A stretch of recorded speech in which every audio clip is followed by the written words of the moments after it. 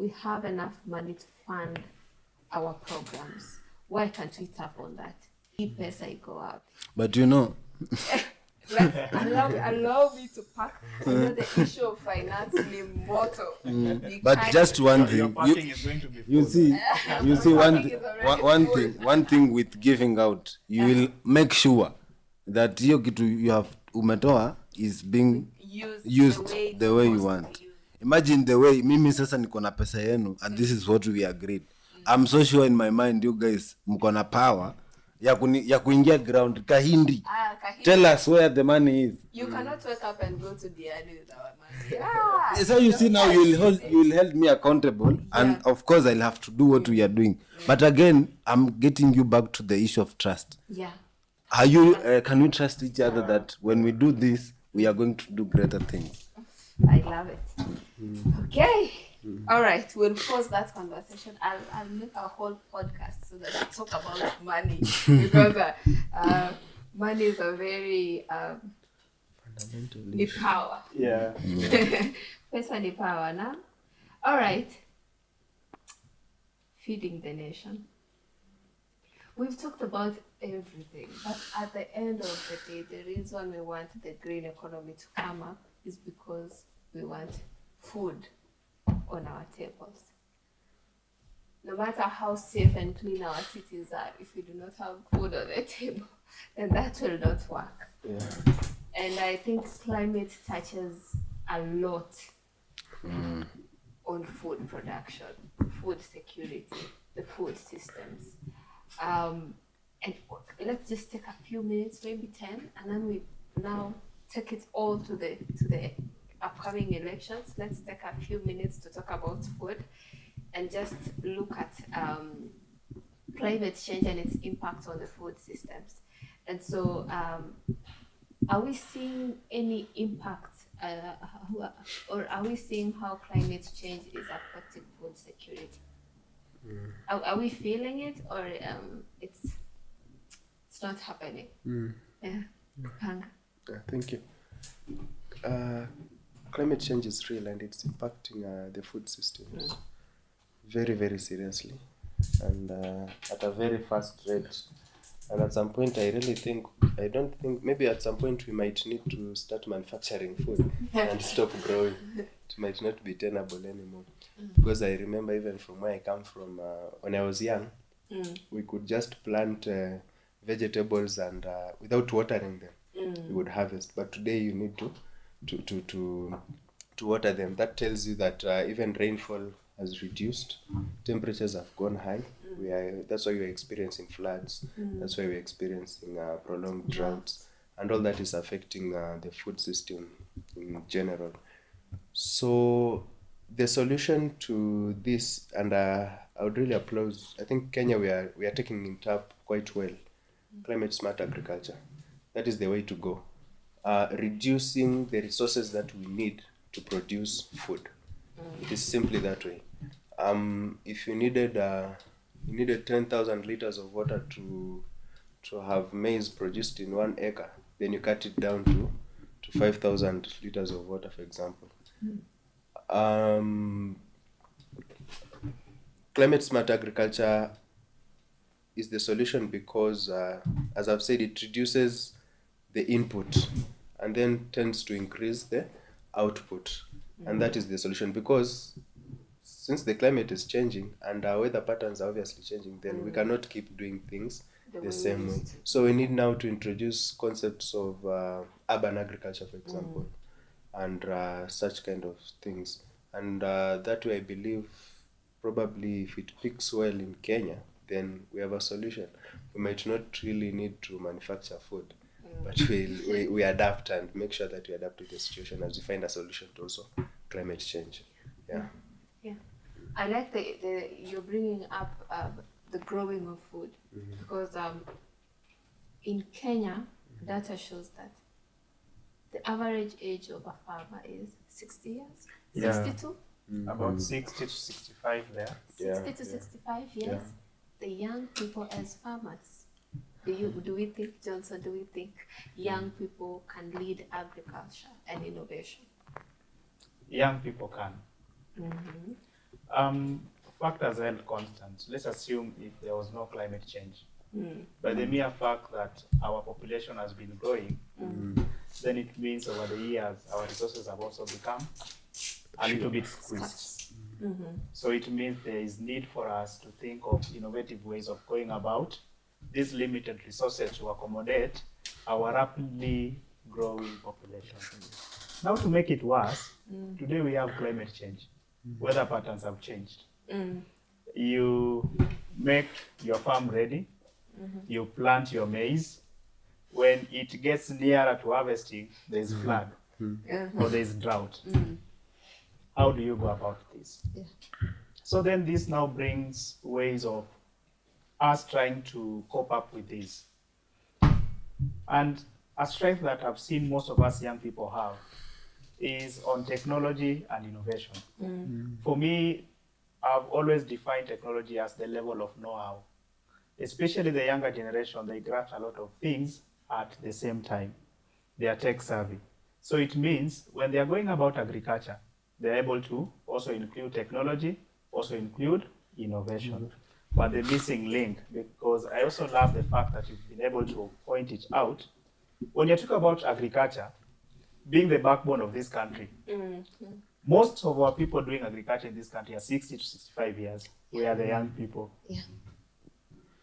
Is it that agriculture is not lucrative, or we are still used to the traditional ways that is not enticing to young people? And I love the fact that Kapanga has talked of climate smart agriculture. This is an avenue for young people to now get more engaged when it comes to urban farming, when it comes to innovative ways about going around agriculture, the solar panels, the water pumps. So, especially when you are working with a young population, Kenya, we are talking of the median age of about 19 years old. So it means bit by bit, we'll get to see farmers from the age of 18 to 35, 27, 26.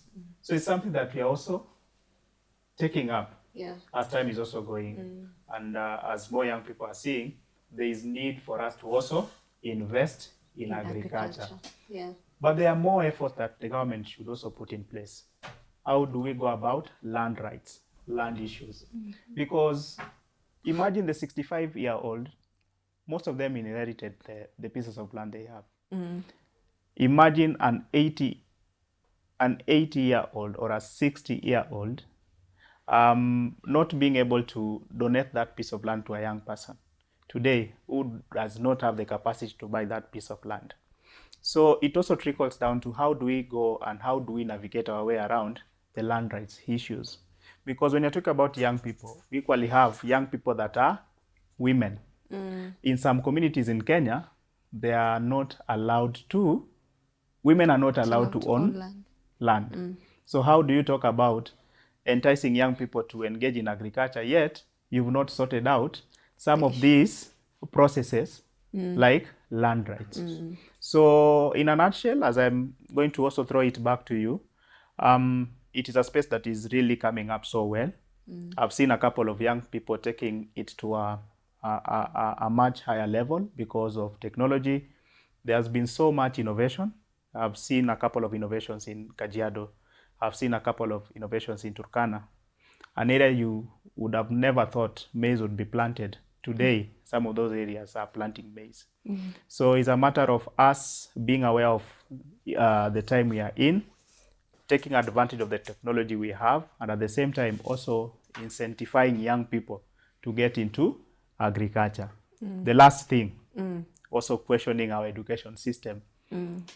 Not the white collar jobs alone that gives people money. Money is money. If I'm able to get it from the farm, then it's better. Also looking at it at this level.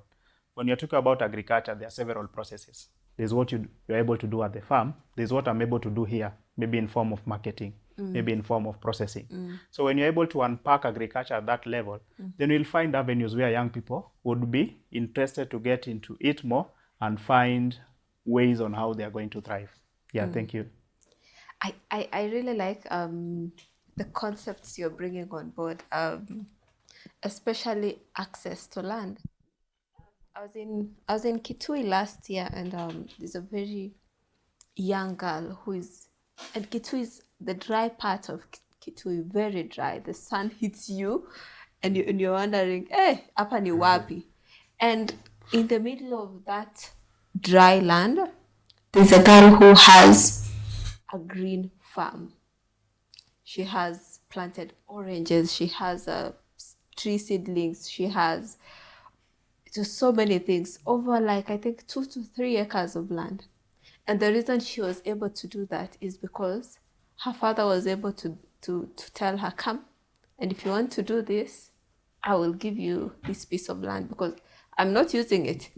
But since you have the education, you have the expertise, and you think you can do it, come and use my land.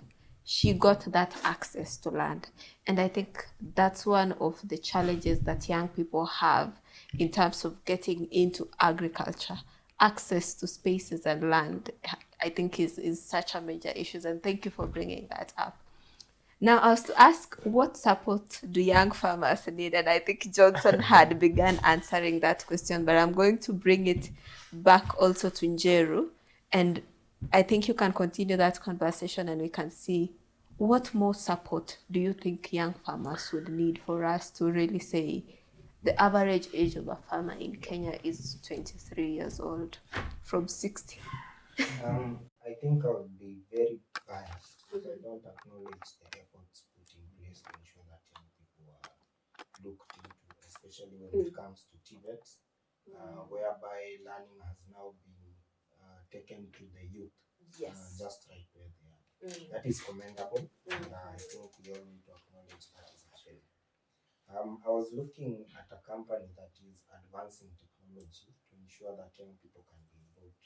Machinery cannot be operated by people who range from 60 above under certain ages. And when you stretch your hand, just between your back is the backbone. That is what agriculture means to Kenya. That if we don't take care of our agriculture, if you hurt your backbone, then you crumble, your body crumbles. The same way our country could crumble if we don't take care of our agriculture in terms of food security. Why am I bringing Agro Pro 365? It's because they've come up with machinery that can till your land by saving fuel and ensuring that you can save on man labor. Equally, they are creating jobs for young people because these machines require the capability of young people to understand and learn fast to be able to operate these machines. When it comes to young people and in agribusiness, it is I've seen time and again KCB coming up with and equally equity projects or programs that can be able to equip young people with agribusiness skills in terms of courses they offer, and I think that is what we all need to do. Equally, when you look at ensuring that we can be able to train young people on solar production of power through solar, because that way we are able to generate power that can be used to pump water in farms, equally ensuring that we can be able to green these spaces that we want. I'll go back to county governments, which is the devolved government, because county governments have a lot of tasks. They have a big task to ensure that young people can be involved in agriculture. There is what we call rural urban migration. Most of us are in Nairobi, and huku sio Ushago. Everyone has their not everyone, because they say Masais are from Nairobi. We all come from somewhere. And it is ensuring that we as young people can use what we already have, the existing pieces of land. It is for young people to understand that we need to utilize what we already have. That quarter, that 50 by 100, utilize it to the maximum that you can ensure you can farm at least atakama ni sukuma, dania, and whatnot, to ensure that it can sustain you and your family. How best can we involve young people? Good question.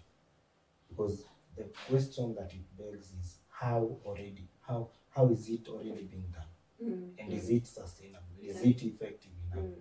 Because I look at young people, are we also interested in ensuring that we can be participating in agribusiness? Most of us are not. I want to wear a suit. I want to wear a white shirt. I want to wear a tie and go to office. But there is an aspect of ensuring that you can be able to produce for the community. And I've seen many young people on TikTok doing that. I will not mention those. I'm not paid to market them. But I've seen so many young people engaging in agriculture. Equally, there is something that was happening last year, the Seeds and Plants Varieties Act, that was carrying out. I don't want to indulge into it since it's a matter in court still, despite it being rendered illegal by the court, High Court. There is need for us to revise our policies that harm us as people, to ensure that you can have young people involved in policies and in lawmaking, so that whatever policies that are put in place now, because they are meant for the future, they are also looking at what the future holds. Thank you. You were asking, are young people really interested in agriculture? Or do we just want to wear suits and go to the nice jobs and the 9 to 5s, But again, it takes us back to the mindset. What do we think about agriculture? What has been ingrained in us about agriculture? We grew up looking at our parents as farmers, and they grew up. Unfortunately, most of the farmers were really poor as we were growing up. And I think that's the image that has been associated with agriculture. Your parents will go and till land the whole week and be like, somebody usichoke kama mimi. And that is the picture the young people of today have. I think the question would not be, are young people interested? The question would then be, how do we begin to change the mindsets of people?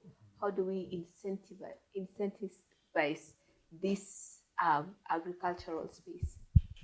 How do we bring up regulations, licensing policies that are attractive for young farmers? How do we make it easy for people to get into that space? And I remember I was watching, I don't remember the podcast, but I was watching a podcast about the very first writers of the Vision 2030. And there were people who had left the country because they had lost hope in what Kenya had become. And when the president, Kibaki, became president, he called them back and he was like, come back and let's build our country. And they say the first thing that the president said when he sat on that table as they were drafting the Vision 2030 is that I want to make it easy for people to go into business. Because if people can go into business, it means people will have money in their pockets. And if people have money in their pockets, it means I can tax them. Yes. And that was the thought process of developing or writing the Vision 2030. And I think it's the same thought process that we need to take in terms of agriculture. How do we make agriculture attractive? How do we ensure that we are buying at reasonable prices from the farmers, ensuring they have money in their pockets? If young people start to see rich farmers, then I would also want to be a farmer. Why would I be going to a 9 to 5 job when I can get money from? I really think that is the direction we need to take. Anyway, I digress. Let's come back. And I don't want you to talk even about agriculture. I want us to go to the 2027, what I want to call the 2027 ultimatum. Right? We are a few-ish months into the elections. You have an incoming MCA. We have young people saying, Niko Kadi. Niko Kadi. That's a whole thread. And we have spoken about the green economy, we've spoken about agriculture, climate funds, we've spoken about employment in the green economy, everything, the Nairobi floods, the green Nairobi. And as a young aspirant, what do young people want to see in your political manifesto? Have you started speaking to young people? In line with the green economy, what do young people want to see in your manifesto?